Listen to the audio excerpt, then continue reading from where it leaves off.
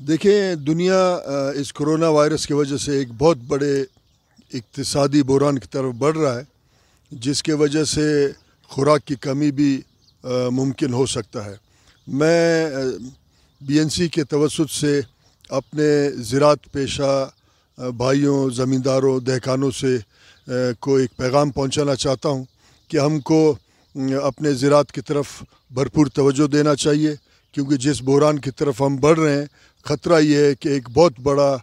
Corona virus کے بعد خوراک کا بھی ایک بحران ہمارے سماج میں آئے۔ ہم کو یہ سوچنا چاہیے کہ جو اجناس ہم کاشت کریں گے آنے والے دنوں میں، وہ ہمارے آج کے لیے ہو یا آئندہ آنے والے کل کے لیے بھی ان کا ضرورت پڑے۔ تو میرا یہ آپ سب سے اپیل ہے، پانی کا بچت کریں اور اس قسم کے اجناس کا کاشت کریں کہ جن کو سٹور بھی کیا جا سکے، جن کو رکھ بھی سکیں اور جن کو ہم دور دراز علاقوں میں پہنچا سکیں اور کئی دنوں تک ان کا سٹور ہو سکے، تاکہ آنے والے بحرانوں کا، چیلنجز کا مقابلہ ہم اور آپ مل کے کریں۔ تو ضرورت اس بات کی ہے، لگ یہ رہا ہے کہ سرمایہ دارہ نظام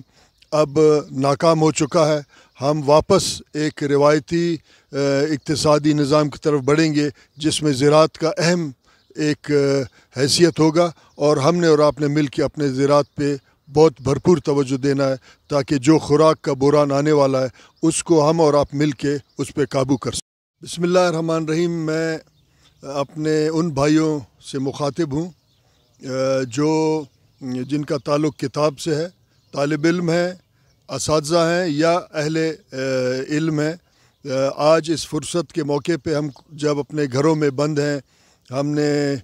اپنے اوپر ایک خود کوارنٹین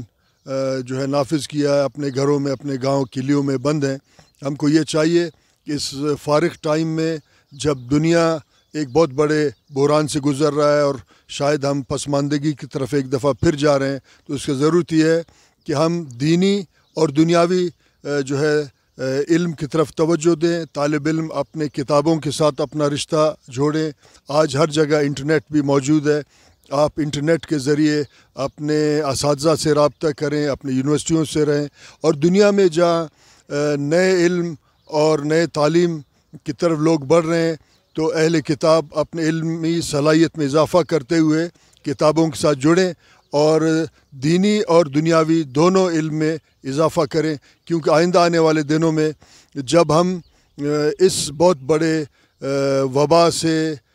باہر نکلیں گے، اپنے دنیا میں واپس آئیں گے، تو ہم ایک نئے دنیا میں قدم رکھ رہے ہوں گے، اور اس دنیا پہ ان لوگوں کا راج ہوگا جو علم اور کتاب اور تعلیم سے منسلک۔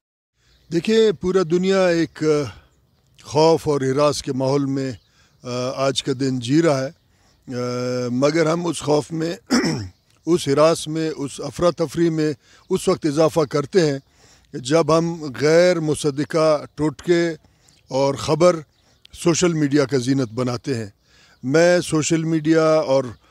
الیکٹرانک میڈیا کے ذمہ داران سے یہ اپیل کرتا ہوں کہ آپ وقت، انرجی اور وسائل خواہ کے خبروں کو فارورڈ کرنے سے پرہیز کریں، تاکہ ہم